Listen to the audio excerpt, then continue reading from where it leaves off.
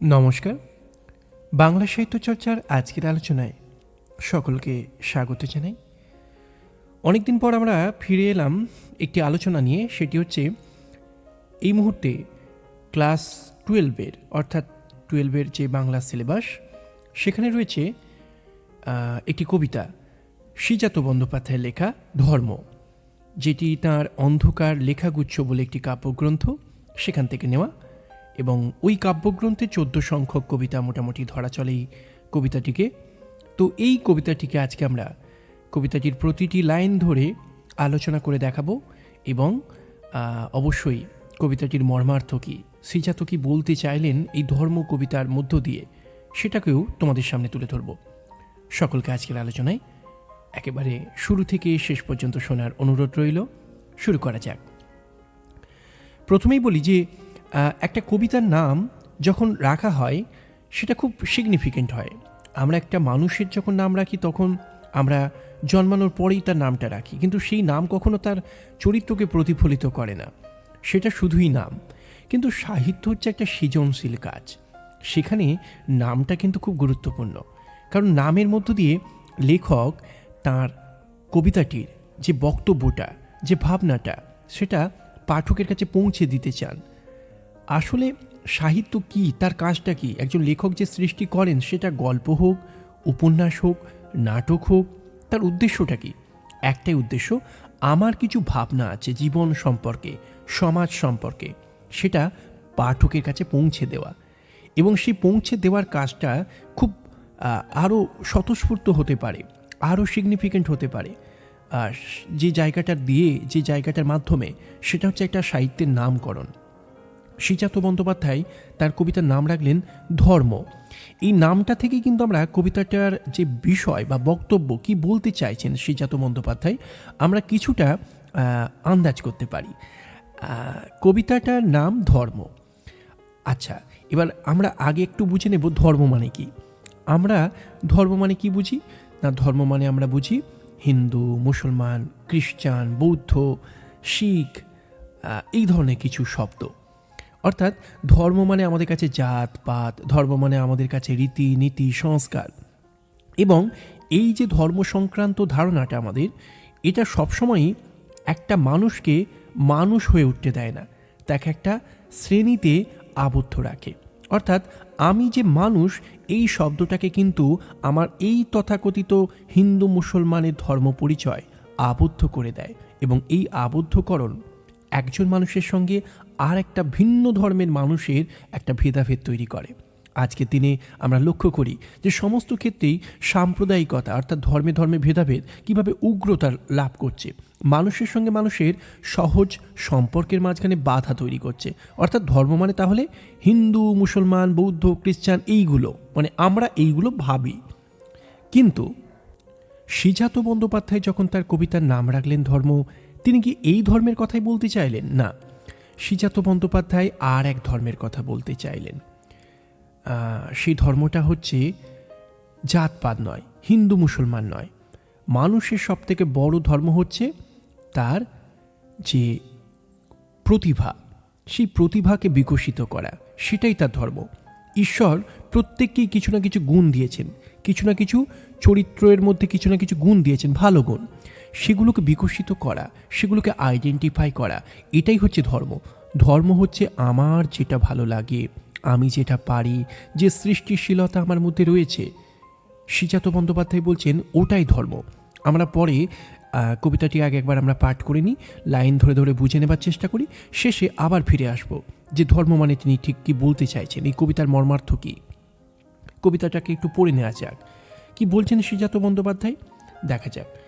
তিনি বলছেন, আব্দুল করিম খাঁর ধর্ম ছিল গান, আইনস্টাইনের ধর্ম দিগন্ত পেরোনো, কবিরের ধর্ম ছিল সত্যের বয়ান, বাতাসের ধর্ম শুধু না থামা কখনো, ভ্যান গঘের ধর্ম ছিল উন্মাদনা আঁকা, গার্সিয়া লোরকার ধর্ম ছিল কবিতার জিদ, লেনিনের ধর্ম ছিল নতুন পতাকা, আগুনের ধর্ম আজও ভস্যের চরিত। এত এত ধর্ম কিন্তু একই গ্রহে থাকে, এওকে সে তাকে আরও জায়গা করে দেয়। তবে কেন অন্য পদ ভাবায় তোমাকে, তোমার ধর্মের পথে কেন অপব্যয়? যে তোমাকে শিখিয়েছে দখলের কথা, যেন সে ধর্মই নয়, প্রাতিষ্ঠানিকতা।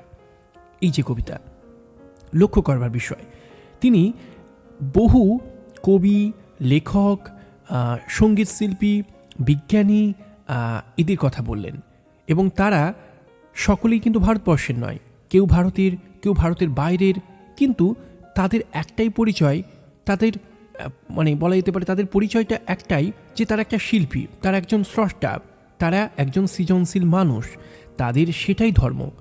তারা হিন্দু নাকি মুসলমান নাকি খ্রিস্টান, এটা আমাদেরকে খুব একটা মাথা ব্যথা আমাদের কারণ হতে পারে না। যেমন তিনি কি বলছেন, আব্দুল করিম খাঁর ধর্ম ছিল গান। এই যে আব্দুল করিম খাঁ, তিনি কে?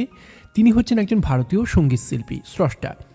ভারতীয় যে ক্লাসিক্যাল সঙ্গীত বা মার্গ সঙ্গীত, সেই সঙ্গীতের ঘরানার একজন অন্যতম স্রষ্টা বলা যেতে পারে। অর্থাৎ ভারতীয় মার্গ সঙ্গীতের একজন স্রষ্টা হচ্ছেন আব্দুল করিম খাঁ। তার ধর্মটা কি? হিন্দু মুসলমান এইসব ধর্ম নয়। আব্দুল করিম খাঁ হিন্দু ছিলেন কি মুসলমান ছিলেন, এটা আমার কাছে গুরুত্বপূর্ণ নয়। কি গুরুত্বপূর্ণ?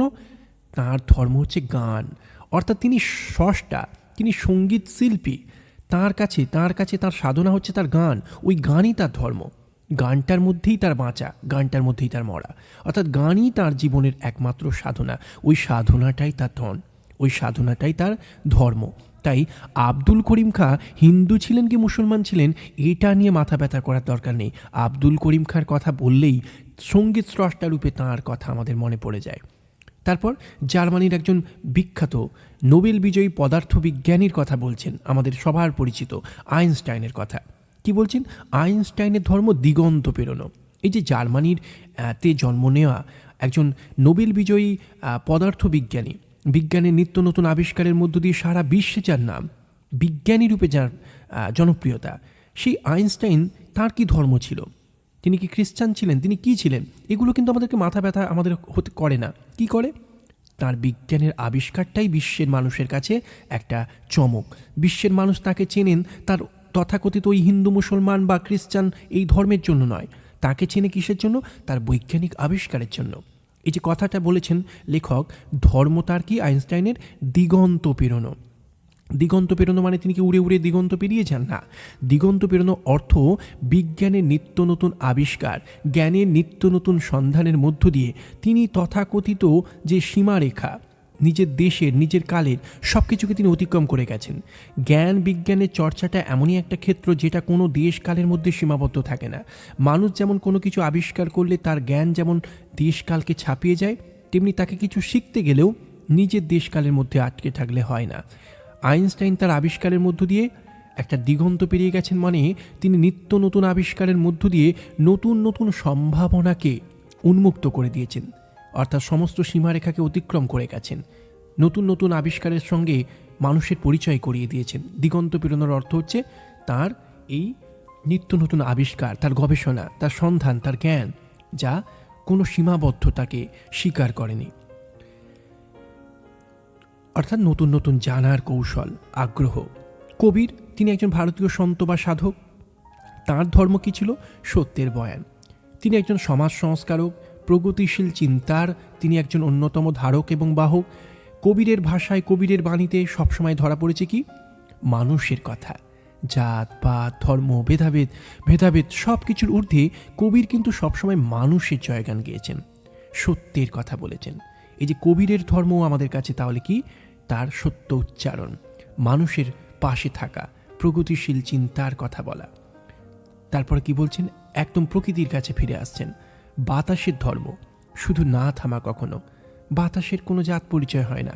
তার ধর্ম হচ্ছে তার যেটুকু শক্তি তার মধ্যে রয়েছে বয়ে চলা, ওটাই তার ধর্ম। অর্থাৎ তার মধ্যে যে ক্রিয়েটিভিটিটা আছে, যেটা তার সে করতে পারে, সেটাই তার ধর্ম, অন্য কোনো ধর্ম নয়। বাতাসের ধর্ম তাই শুধুই বয়ে যাওয়া। প্রকৃতির দৃষ্টান্ত দিয়ে মানুষের জীবনকে যেন শিখিয়ে দিতে চাইছেন আমাদের শ্রীজাত বন্দ্যোপাধ্যায়, যে বাতাস যেমন বয়ে চলে, বাতাস কিন্তু অন্য কিছু ভাবে না। যে ক্ষমতাটা তার মধ্যে রয়েছে সেটা হচ্ছে শুধু বয়ে যাওয়া। ওটার মধ্যেই তার জীবনের সার্থকতা, ওটার মধ্যেই তার আনন্দ। আমাদেরও সেটাই হওয়া উচিত। আমার মধ্যে ঈশ্বর যেটা দিয়েছেন, বিশ্বের সেরা সেরা যে মানুষগুলোর কথা তিনি বললেন, সবাই তো পৃথিবী জোড়া নাম করেছেন। কিন্তু কেউই তো তাদের ধর্মের পরিচয় নাম করেননি, নাম করেছেন সৃষ্টিশীলতা দিয়ে।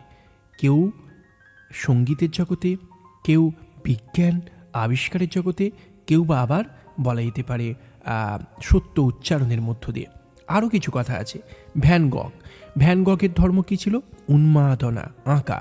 এই যে একজন ডাচ চিত্রশিল্পী, তিনি ছবি আঁকেন, তার যা কিছু প্রকাশ, যা কিছু উন্মাদনা, তার ভেতরে যা কিছু আবেগ, সবটাকে তিনি কিসে প্রকাশ করতেন? ছবির মধ্য দিয়ে। ওই যে স্রষ্টা রূপে, একজন চিত্রশিল্পী রূপে তাঁর যে ক্ষমতাটা, ওটার মধ্যেই তাঁর আনন্দ। গার্সিয়া লোরকা, তার ধর্ম কি? কবিতাচিত। এই যে লোরকা, একজন স্প্যানিশ লেখক, কবি, তাঁর ধর্ম কি? কবিতা। তিনি লেখেন, এই লেখাটাই তাঁর প্রকাশ, এটাই তার ধর্ম, তার অন্য কোনো ধর্ম নেই। লেনিনের ধর্ম কি? লেনিন রাশিয়ার একজন বলা যেতে পারে প্রগতিশীল চিন্তা চেতনার একজন বলা যেতে পারে সমাজ সংস্কারক, সমাজকে পরিবর্তনের দিশা দেখান একজন মানুষ, সেই লেনিন। তার ধর্ম কী ছিল? নতুন পতাকা। তিনি মানুষের পক্ষে কথা বলেছিলেন, মানুষের হয়ে নতুন পতাকা ধরেছিলেন। প্রগতিশীল সমাজতান্ত্রিক চিন্তা এবং চেতনা, অর্থাৎ একটা বলা যেতে পারে এমন একটা সমাজ যেখানে প্রত্যেকটা মানুষ তার নিজস্ব বাঁচার অধিকারটুকু নিয়ে বাঁচতে পারবে, সেই সমাজের কথা বলতেন। সেই লেনিনের ধর্ম কিন্তু নতুন পতাকা, অর্থাৎ এখানে পতাকা মানে নতুন বিপ্লব, মানুষের অন্যায় বঞ্চনার বিরুদ্ধে মানুষের আত্মসম্মান নিয়ে বাঁচার লড়াইয়ের কথা বলছেন। তারপর কি বলছেন? আবার প্রকৃতির কাছে ফিরে আসছেন। আগুনের ধর্ম আজও ভস্যের চড়ি। আগুন সে শুধু পোড়াতে পারে, সে তো ভস্য করে দেওয়া ছাড়া তার কাছ থেকে আর অন্য কিছু আশা করা যায় না। যেটুকু আশা করা যায় সেটুকু হচ্ছে তার তাপ, তার জ্বালিয়ে দেওয়ার ক্ষমতা। এর বাইরে আগুনের কিন্তু আর কোনো ক্ষমতা নেই। তার কাছে আমরা অন্য কিছু প্রত্যাশা করতে পারি না। তাহলে মানুষের কাছে করি কেন? মানুষকে শুধু মানুষ হিসাবে দেখি, তার মধ্যে ঈশ্বর যে ক্ষমতাটা দিয়েছেন শুধু সেটুকু প্রার্থনা করি। জাতপাতের পরিচয় তার কাছ থেকে কেন প্রার্থনা করব? এবার কি বলছেন তিনি?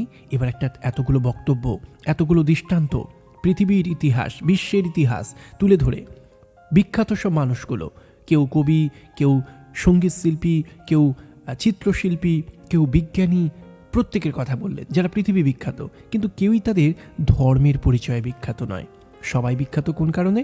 তাদের স্রষ্টা সত্তা, তাদের সৃষ্টি সত্তার মানে সৃষ্টির প্রতিভার কারণে।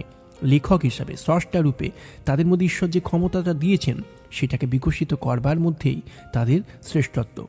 তাই তিনি এবার আমাদের কাছে প্রশ্ন রাখছেন, এই সমাজের কাছে প্রশ্ন রাখছেন, এত এত ধর্ম কিন্তু একই গ্রহে থাকে। অর্থাৎ তিনি বলছেন এই যে এত এত ধর্ম, কেউ সঙ্গীত শিল্পী, কেউ বা চিত্রশিল্পী, কেউ বা বিজ্ঞানী, এত এত তাদের ধর্ম, অর্থাৎ তাদের ধর্ম কি? তাদের সৃষ্টিশীলতা, কিন্তু একই গ্রহে থাকে, তারা সবাই একই পৃথিবীতে থাকে। এ ওকে সে তো তাকে আরও জায়গা করে দেয়, অর্থাৎ একজন শিল্পী আর একজন শিল্পীকে জায়গা করে দেয়।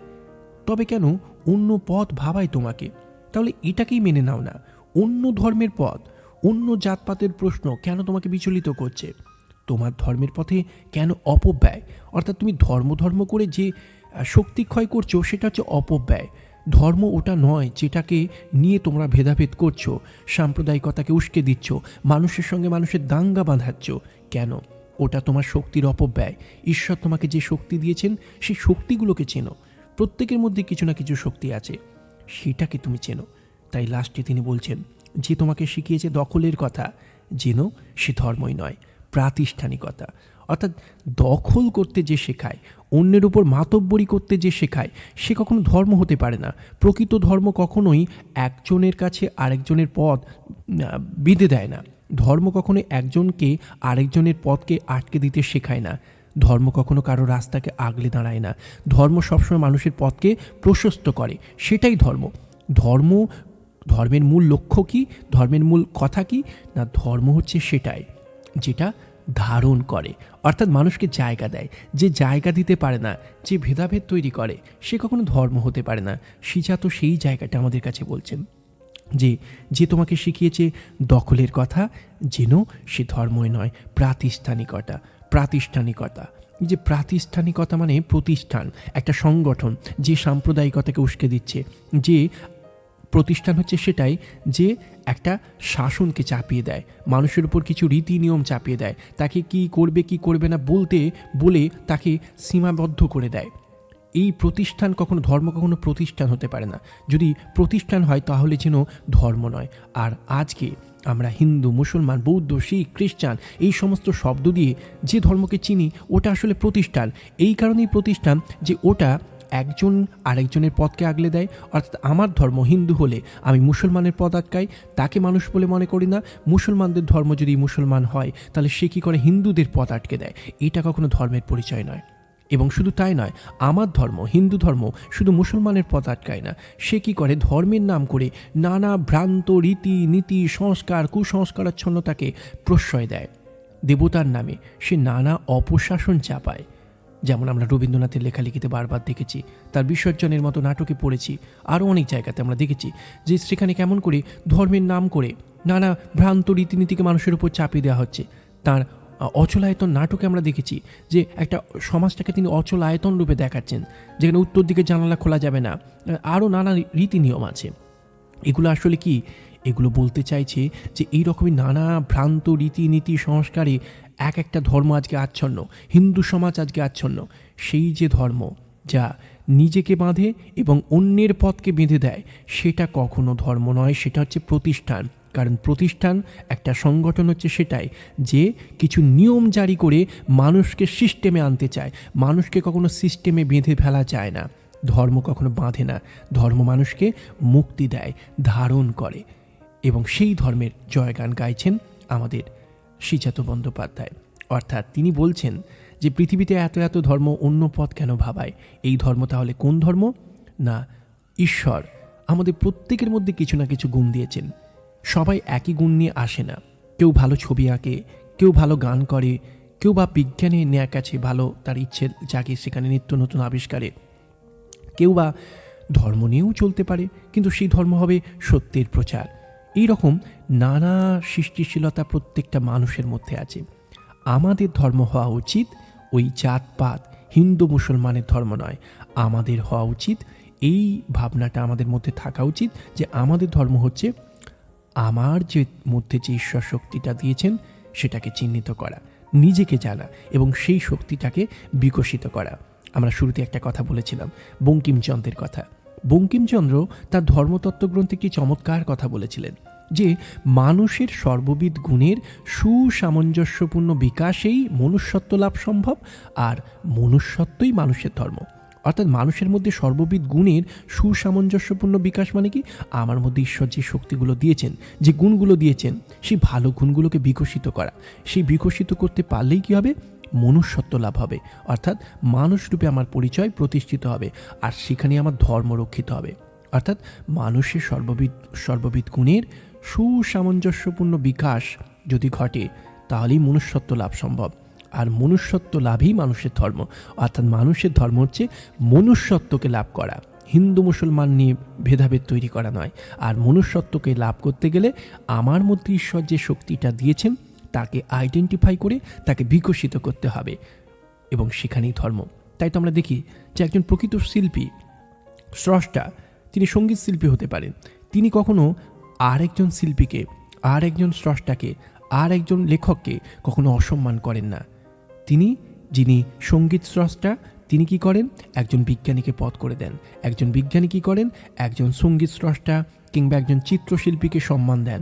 প্রকৃত ধর্ম, প্রকৃত জ্ঞান, প্রকৃত সৃজনশীলতা কখনোই অন্যের পথ আগলায় না, বরং নিজেকে যে ভালোবাসতে জানে, নিজের প্রতিভাকে যে চিনতে জানে, নিজের প্রতিভাকে যে সম্মান করতে জানে, সে অন্যের প্রতিভাকেও সম্মান করতে পারে। আর এই প্রতিভাকে সম্মান করাটাই হচ্ছে ধর্ম।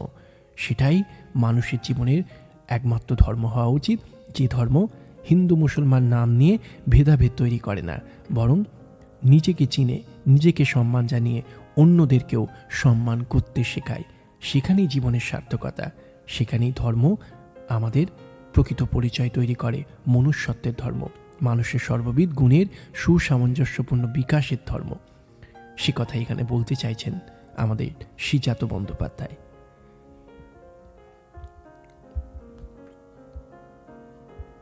শ্রীজাত বন্দ্যোপাধ্যায়ের লেখা ধর্ম কবিতা নিয়ে আজকের আলোচনা এখানেই সমাপ্ত। আলোচনা যদি এরকম ভালো লাগে অবশ্যই চ্যানেলটিকে সাবস্ক্রাইব করতে পারেন, যাতে পরবর্তী ভিডিও তোমরা পেতে পারো। সঙ্গে থাকার জন্য সবাইকে ধন্যবাদ জানাই।